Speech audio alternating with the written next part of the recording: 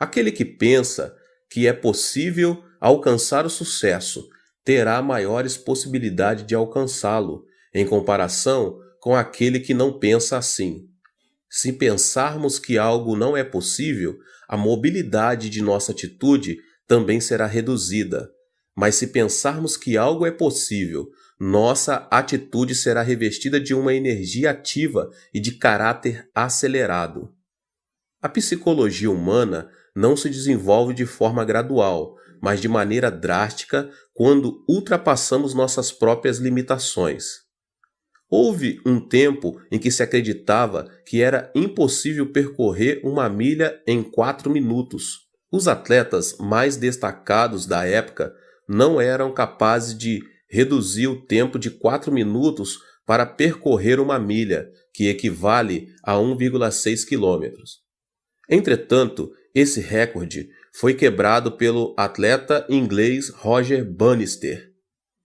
Conta-se que Roger experimentou diversas formas e estratégias para quebrar o recorde mundial e nunca deixou de pensar que era possível conseguir algo melhor, procurando modificar sua maneira de correr durante vários meses. Em 1954, Roger foi o primeiro atleta que rompeu a barreira dos 4 minutos. A partir daí, as corridas de média distância deram início a um novo período de desenvolvimento.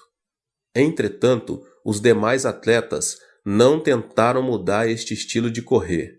O que Bannister fez foi mudar a mentalidade de não é possível para sim, é possível. Essa mentalidade é que produz uma mentalidade de atitude. Acreditar que é possível conseguir algo abre uma nova possibilidade para uma atitude diferente. A mentalidade influencia o nosso corpo. Ao imaginar uma cena que vimos num filme ou lemos um livro, jornal ou revista, ocorre uma reação física em nosso corpo. Por exemplo, uma imagem cômica nos faz sentir mais leves e ativos. Uma imagem de um filme de terror acelera os batimentos cardíacos, ao passo que uma imagem romântica causa excitação. É por esse motivo que os esportistas primeiro disciplinam mentalmente, para depois dar início ao treinamento físico. Existe uma forte inter-relação entre a mentalidade e a reação física. Os treinadores e preparadores físicos fazem todo tipo de esforço para motivar sua equipe. Os praticantes de tiro ao alvo se disciplinam mentalmente com a finalidade de obter calma e autoconfiança. Os atletas e nadadores são disciplinados a prever sua capacidade competitiva. Segundo estudos realizados, esse tipo de disciplina produz contração muscular no momento da competição. A atitude mental influencia também a saúde física. Uma pessoa que padece de câncer viverá de acordo com o seu pensamento sobre isso. Ou seja, aqueles pacientes que pensam constantemente em sua morte não vivem por muito tempo, o que é totalmente diferente daqueles que pensam positivamente e não perdem a esperança. A mentalidade produz resultados positivos quanto negativos. Ela é algo invisível aos nossos olhos. Entretanto, é um elemento importante da quarta dimensão que determina a terceira dimensão. Mude sua mentalidade e verá como sua vida será transformada como resultado dessa mudança. Há 4 passos para a mudança da mentalidade. O passo número 1: pense como Deus pensa. O otimismo incondicional é uma mentalidade humana. Incorpore a maneira de Deus pensar a sua por meio da meditação na palavra. Examine, esquadrinhe, arrependa-se e mude sua mentalidade por meio da oração. A mentalidade influencia a emoção, a atitude e também nosso corpo físico. O pensamento positivo é um elemento que pertence à quarta dimensão humana, mas também não é uma chave mestra que soluciona todos os nossos problemas. Uma mentalidade forte se baseia na palavra, no espírito e em nossas orações. A palavra e a oração inspirada pelo Espírito Santo são elementos poderosos que transformam as circunstâncias da terceira dimensão, pois o Espírito as vê a partir de uma perspectiva negativa, positiva e neutra, com a finalidade de chegar a uma nova alternativa e conclusão. Devemos procurar ter uma mentalidade subordinada a Deus e não uma mentalidade humana. Aplique a palavra de Deus à sua mentalidade. A palavra tem um poder gigantesco. Todas as coisas, além de todos os milagres e prodígios, foram produzidos pela palavra de Deus. Jesus fez uso da palavra para vencer a tentação do diabo no deserto. Uma transformação extraordinária acontecerá em sua vida, se tão somente conseguirmos aplicar a palavra poderosa de Deus à nossa mentalidade. Uma mudança extraordinária acontecerá em nossa vida, se tão somente conseguirmos aplicar a palavra poderosa de Deus à nossa mentalidade. Devemos nos aproximar da palavra, mas não nos contentarmos somente em lê-la. Precisamos usar a palavra como arma poderosa quando mais necessitarmos dela. Contudo, para isso temos de memorizá-la. A palavra é uma arma mais poderosa de guerra espiritual contra as potestades demoníacas. É importante estabelecer um plano, memorizar uma vez e depois novamente. Não se esqueça de seguir esse processo de aprendizagem, pois dessa maneira terá em suas mãos a espada do Espírito Santo. O passo seguinte é a meditação. Como é feliz aquele que não segue o conselho dos ímpios, não imita a conduta dos pecadores, nem se assenta na roda dos zombadores. Ao contrário, sua satisfação está na lei do Senhor, e nessa lei medita dia e noite. Salmos 1, 1 e 2. A meditação nos ajuda a entender e aplicar a palavra em nossa vida diária. Esforce-se em meditar na palavra de Deus em todo tempo e lugar. Medite na palavra de Deus no momento em que estiver ouvindo, lendo, estudando e memorizando. E você verá que tanto sua mentalidade como sua fé aumentarão a cada dia. Foi comovente ler o livro que um dos professores da escola bíblica de minha igreja escreveu. Jeon Mun-sik, ele era um presidente da Erac Electronics. Começou a trabalhar fundamentando os dois princípios: assistir aos cultos todos os domingos e servir como professor da escola bíblica. Em consequência disso, abandonou seu trabalho, que requeria jornada integral, incluindo domingo, e abriu sua própria empresa. O diácono Jeong é um homem que perdeu o pai aos 10 anos de idade, concluiu o ensino médio numa escola noturna e, com o dinheiro do fundo de garantia de 3 anos de trabalho, começou seu próprio negócio em uma garagem, um sótão com somente $500. Todavia, a pressão era tanta que frequentemente sentia vontade de tirar a própria vida. Mesmo em momentos de muita depressão, ouvia uma voz que dizia: que ninguém engane você com mentira e vaidade. Não se atenha às circunstâncias, mas apegue-se a Deus em fé absoluta. Tal palavra fez esse homem superar as circunstâncias, a depressão, a ansiedade e a aflição. O segredo da vitória se encontra no alimento espiritual. Ele conseguiu novas forças ao ouvir a palavra de Deus e meditar nela. Não deixou de assistir aos cultos na igreja nos domingos e fez o máximo de esforço possível para servir na escola bíblica, dizimar e ofertar para as missões. Não só isso, ele também ofereceu bolsas de estudos a vários alunos da escola bíblica para continuarem os estudos. Como fruto de sua vida diligente em Deus, hoje esse homem se tornou o presidente da melhor empresa na categoria de pequenas e médias empresas em nível nacional, o que anualmente dá o lucro de $100 milhões. Qual foi a chave dessa transformação? Não foi a mentalidade do diácono Jeon, mas uma mentalidade e uma vida conformadas com a palavra de Deus. Esta declaração revela uma grande verdade.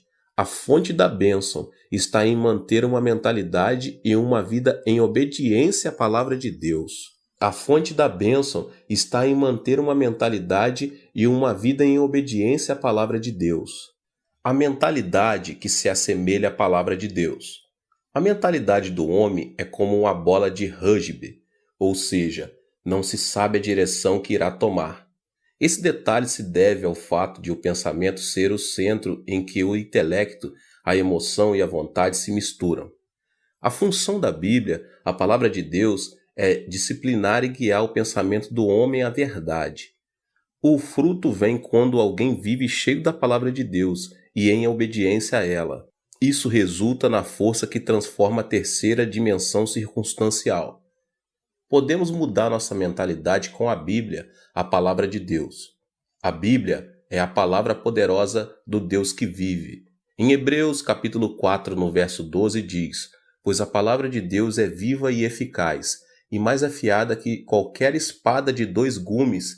Ela penetra até o ponto de dividir alma e espírito, juntas e medulas, e julga os pensamentos e intenções do coração." Somos capazes de vencer todos os obstáculos por meio de Deus, que nos fortalece, e de ter uma fé positiva, de acordo com Filipenses 4,13. "Tudo posso naquele que me fortalece." É por meio da palavra que nosso pensamento de abandonar tudo é transformado. Deus pagou o preço de nossos pecados com o sangue do seu Filho amado Jesus Cristo, por amor a nós. Devemos nos lembrar que tudo é possível em Cristo, que venceu o mundo da terceira dimensão circunstancial. Podemos ter paz quando cremos que Deus estará conosco, ainda que andemos pelo vale da sombra da morte, e enquanto estivermos sobre a sombra de suas asas. Ainda que nossos olhos não vejam, ainda que nossos ouvidos nada ouçam, que nossas mãos não toquem, se tão somente cremos que Deus está conosco em meio à escuridão, nossa mentalidade será transformada e alcançaremos novas forças para vencer toda depressão e desesperança. O fruto vem quando a pessoa muda de mentalidade e alinha seu pensamento à quarta dimensão da Bíblia, isto é, a palavra de Deus, e o milagre extraordinário de Deus se manifesta. Alimente seu coração e mente com a palavra de Deus, porque você passará a usufruir de uma vida vitoriosa à medida que o reino de Deus tome o controle de sua vida e circunstâncias.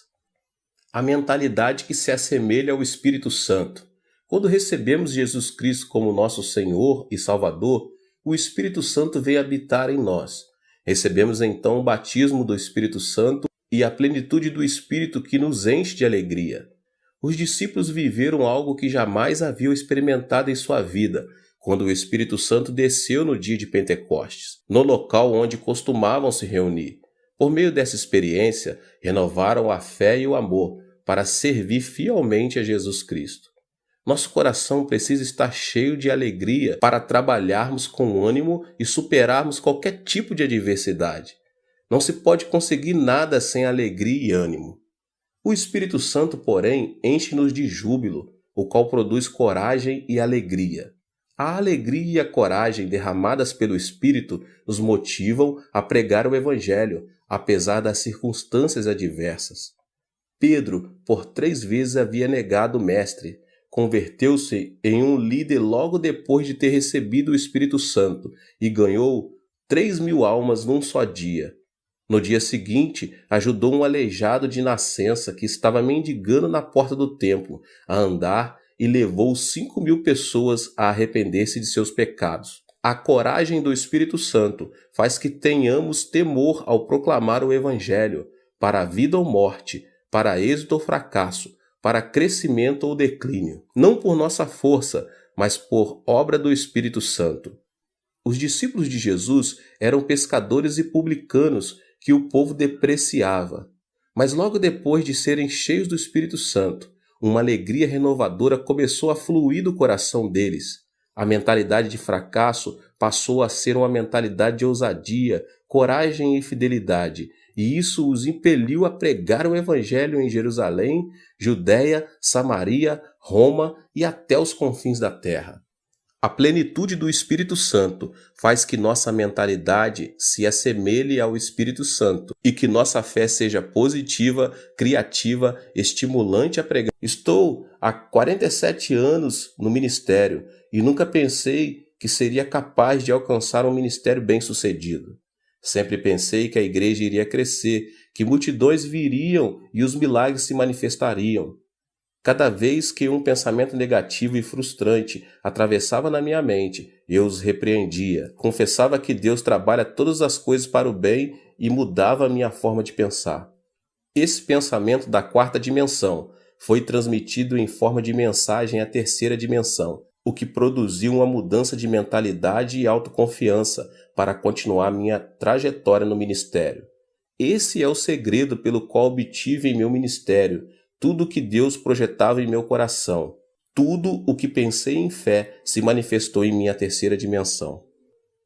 Em 1960, durante a ditadura militar do comandante Park Geun-hye, começou um movimento de progresso econômico em meu país. Era uma época em que a população começava a se concentrar na cidade de Seul e a grande maioria se estabelecia nos povoados pobres, na própria cidade de Seul. Nossa igreja declarou essa área a Rua dos Céus, endereço número 1, porque sabíamos que Deus nos sustentaria nos momentos mais críticos. Eu e a pastora Choi começamos a pregar o evangelho naquela área, com sede em Soedaimon, por meio de um grande movimento do Espírito Santo. Deus quer nos batizar com o Espírito Santo. Por intermédio do Espírito Santo, podemos falar em línguas e receber novos dons do Espírito. Recebam o Espírito Santo. Pregamos enfatizando bastante o batismo com o Espírito Santo e seus dons. Mas, acima de tudo, havíamos iniciado um movimento chamado Semaum, Novo Coração, que consistia em renovar o coração. Nessa ocasião, o presidente Park me chamou um dia para ir à Casa Azul e me fez a seguinte pergunta: Pastor Cho, não tem aí uma ideia para renovar nossa nação e transformar as regiões rurais? Diante da pergunta, não tive dúvidas em lhe responder: Senhor presidente, primeiro devemos mudar nossa mentalidade. Inicie um movimento chamado Semaum para que o povo comece a pensar de modo positivo. Lembre-se de que há uma igreja em cada canto do país. Inicie esse movimento por meio das igrejas e algo miraculoso acontecerá. Imediatamente, o presidente Park chamou o ministro do Interior e lhe disse: o pastor Cho me aconselha a começar um movimento chamado Semaum para renovar a mentalidade da nossa gente. O que o senhor pensa disso? Boa ideia, disse o ministro. Só que noto um tom religioso. Que acha de mudarmos o movimento para Semaú, Novo Povo? O presidente pediu minha opinião. Então, enfatizei que o mais importante era mudar a mentalidade das pessoas para conseguir algo miraculoso e continuei dizendo que seria conveniente a iniciar o movimento Semaum por meio das igrejas. No final de tudo, como resultado dessa conversa, começou em todo o país o movimento Semaú, que consistia na transformação e no desenvolvimento das regiões rurais e no processo econômico nacional. O propósito desse movimento era mudar a mentalidade de cada coreano, e o que começou com o movimento de Semaum nas igrejas ficou conhecido como movimento Semaú em todo o país. Proclamei esperança por meio do movimento Semaum. Em 2 Coríntios, capítulo 5, verso 17, lemos: Portanto, se alguém está em Cristo, é nova criação. As coisas antigas já passaram, eis que surgiram coisas novas. Anunciei o Deus de bondade para desfazer todos os pensamentos negativos do coração do nosso povo e disse: tenha uma fé positiva, essa fé que diz: é possível, podemos fazer e vamos fazer. Não pense que é impossível, que não podemos fazer, mas sim creia no milagre do Senhor. Era uma época muito difícil e viver com lógica se apresentava como algo impossível. Foi nesses momentos críticos que me levantei para pregar: creia no milagre. O Deus que dividiu o Mar Vermelho e destruiu os muros de Jericó está conosco neste momento. A pobreza desaparecerá e a bênção virá. Esperem o milagre pela fé. Eu os exortava dizendo que deviam confessar a palavra de Deus, conceber sonhos e ter fé no Senhor. Estes eram os versículos com os que mais eu exortava as pessoas a confessarem com a boca. Filipenses 4,13, tudo posso naquele que me fortalece. Romanos 8,28, sabemos que Deus age em todas as coisas para o bem daqueles que o amam, dos que foram chamados de acordo com seu propósito. Marcos 9,23, se podes, disse Jesus, tudo é possível ao que crer. No início, as pessoas tomavam a confissão da palavra de Deus como algo excêntrico.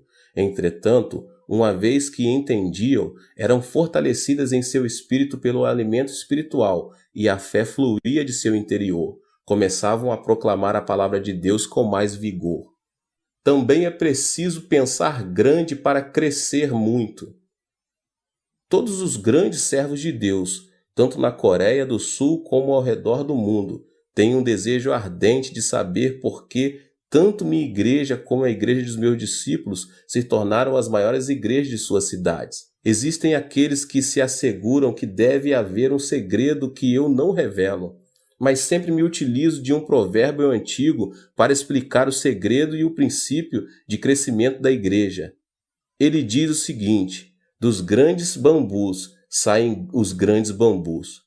A estrutura do pensamento de meus discípulos é grande, isso porque cresceram observando a magnitude de meu ministério. Chegaram a pensar grande porque pensaram grande, projetaram e aprenderam minha filosofia pastoral. O pensamento se caracteriza por desenvolver-se, ou seja, não é estático. Meus discípulos aprenderam a pensar grande observando uma igreja e um ministério grande. O desenvolvimento do pensamento se correlaciona diretamente à quantidade e à qualidade do pensamento. Isso se deve ao fato de o pensamento do homem possuir um poder criativo. Com isso, não quero dizer que o ministério deve ser julgado segundo seu tamanho. As igrejas pequenas das zonas rurais também estão debaixo da vontade e soberania de Deus. Mas quero, sim, afirmar que a magnitude do pensamento determina nossa realidade física. Em outras palavras, existe uma maior possibilidade de quem pensa pequeno obter frutos pequenos e de que quem pensa grande obter frutos grandes. O que é fundamental aqui é a pessoa ser positiva e ativa em procurar desenvolver seu pensamento da quarta dimensão dentro da esfera dos seus sonhos. Pensar grande não resulta automaticamente em um grande fruto. O pensamento é apenas um começo. A seguir, deve haver uma ação que o sustente. Por exemplo, um agricultor não deve esperar uma colheita abundante sem ter semeado. Se deseja colher, primeiro deve semear. Ao refletir sobre meus 47 anos de ministério, devo admitir que não somente pensei grande, mas também me esforcei ao máximo em oração, consagração e estudo, com a finalidade de alcançar o desejo do meu pensamento. O trabalho árduo e a consagração são fundamentais para que o pensamento se torne realidade. Mude seu pensamento com um programa positivo. A Bíblia afirma que o que se vê foi feito do que é invisível, ou seja, a terceira dimensão visível não é produto da terceira dimensão visível, mas está debaixo da influência da quarta dimensão invisível. A pessoa que pensar negativamente na quarta dimensão enfrentará situações negativas. Em contrapartida, a pessoa que pensar positivamente irá deparar com boas obras, segundo o seu pensamento. Nosso corpo é uma habitação onde está o computador da quarta dimensão. Um dos elementos que programam esse computador é o pensamento. A mentalidade produz ondas do mundo da quarta dimensão que influenciam a terceira e acabam imprimindo resultado em nossa vida. O que obtemos impresso é consequência do programa que instalamos. Por exemplo, um programa que contém a tristeza e doença transmitirá programas de doença e tristeza, tanto em nosso corpo como em nossa vida, elementos que pertencem à terceira dimensão.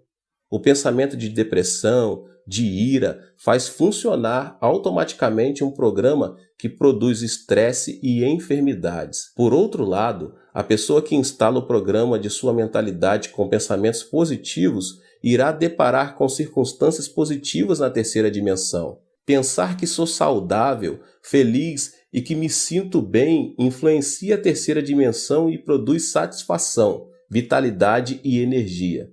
Também é importante ter uma mentalidade afirmativa, a qual consiste no pensamento positivo de confessar que algo é possível.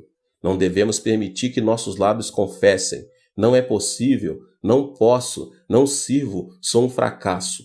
Uma pessoa ativa sempre diz: é possível, tudo é possível ao que crer. A pessoa que tem uma mentalidade ativa se caracteriza por sua convicção. Não pense que fracassará, mas pense que é possível, que você pode e vai fazer. Estabeleça metas e comece a trabalhar. Não deixe de pensar no sucesso e leve em consideração que, ainda que o justo caia 7 vezes, tornará a erguer-se. Provérbios 20. Por causa da queda de Adão, o pensamento do homem está repleto de elementos negativos. Se não quebrarmos a ira, a desesperança e a frustração, elas continuarão crescendo incontrolavelmente. O pensamento do ser humano é composto por elementos negativos por causa da sua própria natureza decaída. Por isso, um pensamento negativo atrai outro pensamento negativo em uma reação em cadeia. A constituição do pensamento humano contém elementos negativos e destrutivos, os quais são o ódio, a ira, o terror, a ansiedade, a tristeza, a frustração, o pecado e as marés do mundanismo. Para ter uma vida vitoriosa, devemos, em primeiro lugar, mudar a constituição da nossa mentalidade. Ela depende da influência externa. A constituição de uma mentalidade é de caráter obediente quanto à sua relação com fatores externos de influência. Devemos fazer que nossa mentalidade seja influenciada por circunstâncias positivas, criativas e produtivas. Também devemos quebrar todos os elementos que destroem nosso pensamento da quarta dimensão, tais como a ira, o medo, as circunstâncias negativas e outras coisas mais. Eu quero ministrar sobre esses 3 elementos hoje. O primeiro elemento que destrói o pensamento é a ira. Então, em primeiro lugar, quebre a ira. A ira do coração produz um programa negativo. Uma ira produz outra ira, e assim sucessivamente. Provérbios, capítulo 15, verso 18 diz: O homem irritável provoca dissensão, mas quem é paciente acalma a discussão. A ira não leva em conta a justiça de Deus. A ira produz uma emoção destrutiva e extremista, o que nos impede de tomar decisões acertadas. A derrota de Hitler na Segunda Guerra Mundial se deve à ira. O ditador alemão se sobressaía por sua destacada inteligência, capacidade de observação, julgamento e a liderança em comum. Mas, por causa do seu caráter irascível, seus subordinados não se animavam a lhe dar informações que o irritassem. Quando estava em plena batalha contra os ingleses e os franceses, tirou a arma principal da zona norte de combate e a colocou na antiga União Soviética, o que se revelou uma decisão infeliz e lhe custou a derrota. Quando o exército aliado iniciou a invasão na Normândia, seu ajudante de campo, sabendo que simplesmente alterando a direção das forças armadas que se dirigiam para a União Soviética poderia evitar a catástrofe, ele teve medo de despertar Hitler, que dormia. Enquanto isso, o exército aliado desembarcou na Normândia e conquistou o território rival, o que causou a derrota da Alemanha. Resumidamente, a ira de Hitler levou o Império Alemão à destruição. O segundo elemento que destrói o pensamento é a desesperança. É preciso vencer o medo. Devemos vencer o temor que gera a ansiedade, o medo, a tristeza e a frustração do coração, visto que essas emoções reduzem a esperança e a vitalidade e nos fazem cair num poço de depressão. Em 1 João 4,18 diz: No amor não há medo. Ao contrário, o perfeito amor expulsa o medo, porque o medo supõe castigo. Aquele que tem medo não está aperfeiçoado no amor. O medo supõe castigo. Isso quer dizer que, se tememos o câncer, teremos o câncer como castigo. Se tememos a pobreza, seremos castigados com pobreza. Se tememos a guerra, receberemos guerra como punição. O medo da tristeza tira a esperança do coração. A tristeza é como uma chuva que molha e inunda o coração. De modo que, se uma pessoa guarda a tristeza em seu coração, sua vida se tornará negativa e a pessoa ficará exposta à desesperança. A tristeza é inevitável nesta vida. Muita gente sorri externamente, mas uma chuva de tristeza inunda seu interior. A tristeza é um elemento que faz a constituição de nossa mentalidade ser negativa. O medo da frustração também tira o desejo de viver. O único caminho para superar a ansiedade e a frustração em meio à aflição é ter esperança em Deus, somente em Deus. O terceiro elemento que destrói o pensamento é a frustração. É preciso superar as circunstâncias negativas. Todos nós nascemos em um mundo negativo. Vivemos em um mundo onde a maldição sobeja e alcança nosso ser, uma vez que pecamos contra Deus e fomos destituídos do jardim do Éden. Crescemos em um ambiente em que se proclama que é impossível, que não podemos e que viver significa sofrer. Os telejornais informam notícias negativas, dentre as quais a corrupção política, a evasão fiscal, os escândalos financeiros por parte das empresas e outras coisas mais. As telenovelas tratam sobre o romance imoral e a devastação da família. Estamos tão contaminados que chegamos a nos sentir entediados se vemos programas que edificam. Dessa forma, nascemos em um ambiente negativo, vivemos em um ambiente negativo e o diabo não para de nos influenciar com pensamentos negativos. O problema é que uma mentalidade negativa não serve como fundamento para uma vida bem-sucedida. A mentalidade é um vaso que Deus usa. Não podemos esperar que Deus trabalhe se pensamos negativamente. Cada vez que prego, como agora, procuro transformar a quarta dimensão de cada membro, principalmente por meio de uma renovação da mente. Necessitamos curar a mentalidade da quarta dimensão das pessoas para que deem frutos positivos. Uma mentalidade que necessita de cura não pode ver a vida de maneira positiva e criativa. O barco da vida está destinado ao naufrágio, a menos que a pessoa se deixe se ater à sua própria impotência e à desesperança das circunstâncias. Não existe uma pessoa no mundo que não seja capaz. O problema está em a pessoa supervalorizar sua limitação, com pensamentos negativos e cair, dessa forma, em um abismo de depressão. Mas aquele que supera as circunstâncias e pensa positiva, ativa, criativa e produtivamente, comerá o fruto de seu pensamento. Existe uma marcante diferença entre a situação visível e a realidade. As muralhas da cidade são enormes, seus habitantes parecem gigantes e parecemos gafanhotos comparados a eles. Além disso, a terra parece ser um deserto. A situação visível, porém, pode ser muito distinta da realidade. Por exemplo, à primeira vista, a terra parece ser plana, mesmo quando observada de um monte alto. Por essa razão, os homens da antiguidade diziam que não era aconselhável distanciar-se demais de seu território, e quando viajavam de barco, que não deviam se afastar muito da costa. Isso porque preconcebiam que na beira do plano havia um abismo. Todavia, a realidade é totalmente distinta. Atualmente, todos sabemos que a Terra é redonda. Sendo assim, a situação visível nem sempre coincide com a realidade. A Terra parece permanecer estática. Isso se deve ao fato de ela não oscilar nem vibrar bruscamente ao ponto de percebermos. No entanto, a Terra está em movimento de rotação sobre seu próprio eixo e dá voltas ao redor do Sol a uma velocidade incrível, apesar de não observarmos nem sentirmos que isso está acontecendo. Podemos experimentar um milagre quando abandonamos preconceitos e sentimentos e vivemos com uma mentalidade que supera as circunstâncias e os sentidos.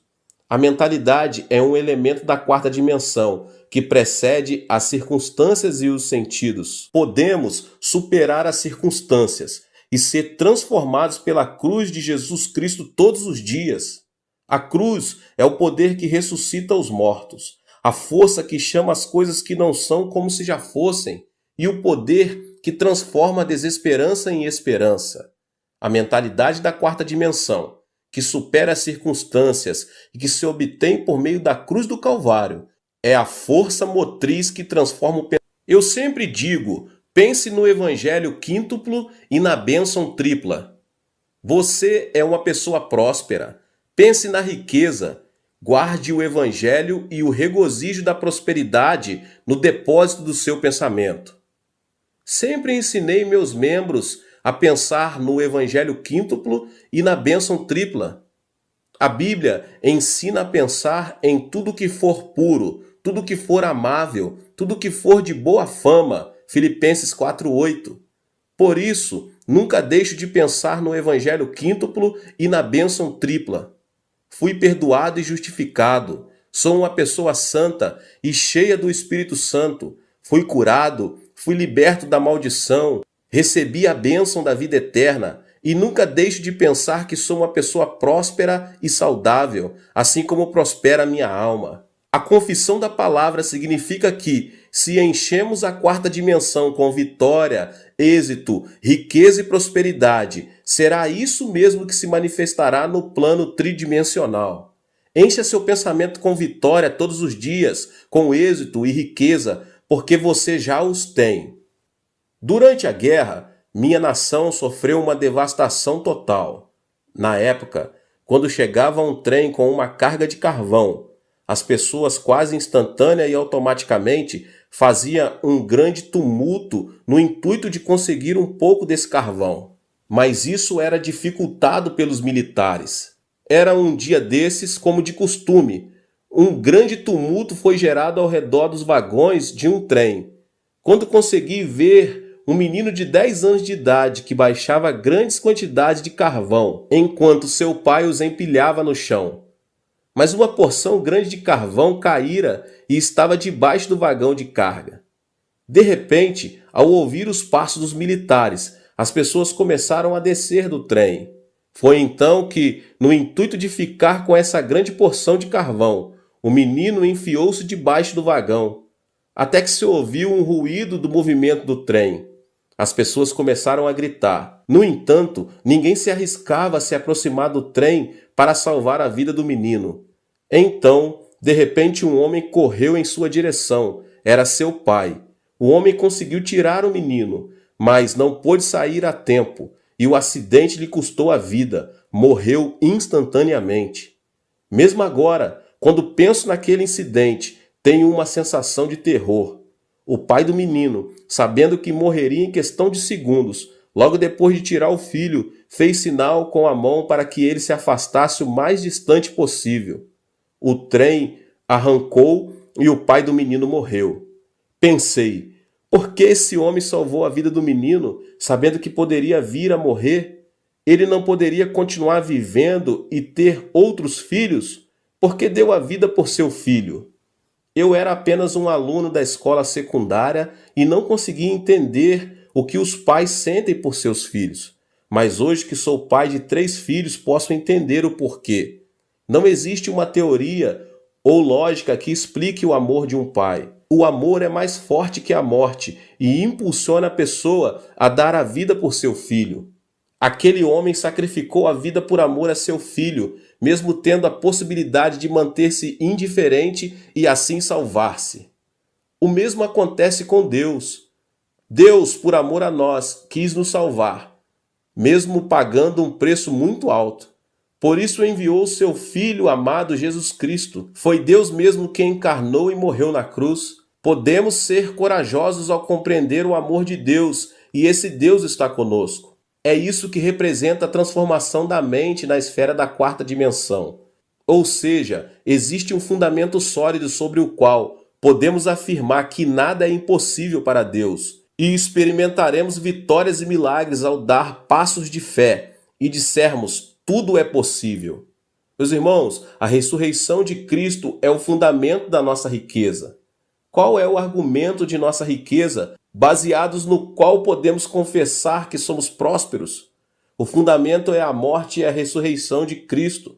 O amor de Deus foi revelado por meio da cruz, pois a cruz revela o coração de Deus, que nos amou de tal modo que deu seu Filho Jesus Cristo por nós. Toda frustração e desesperança são lançadas fora, se tão somente abraçarmos a cruz. A cruz desfaz a morte e o Hades, faz resplandecer sobre nós a glória da ressurreição. A esperança e a riqueza da morte e ressurreição da cruz transformam a água amarga da frustração e da desesperança em água doce. Romanos 8, do 35 ao 39 diz: quem nos separará do amor de Cristo? Será tribulação ou angústia, ou perseguição, ou fome, ou nudez, ou perigo, ou espada?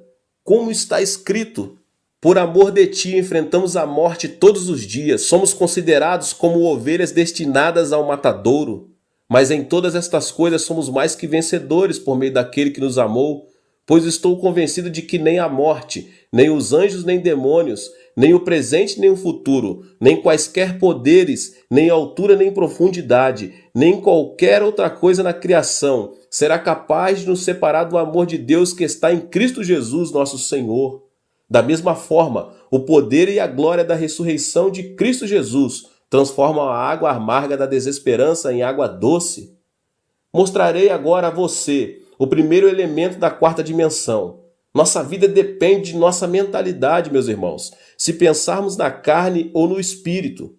Para colher fruto santo, devemos primeiro ser guiados e subjugados pelo Espírito Santo. Esse é o segredo da vitória.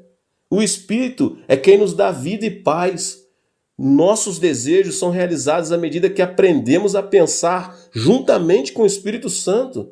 Lembre-se de que o pensamento é um fator de influência. Devemos estabelecer uma comunhão íntima com o Espírito Santo, reconhecer que Ele é Senhor, para que nossa mentalidade esteja sob sua influência. Em segundo lugar, temos de expressar nosso pensamento em forma de oração, que é o sistema respiratório espiritual e o canal de comunicação com Deus.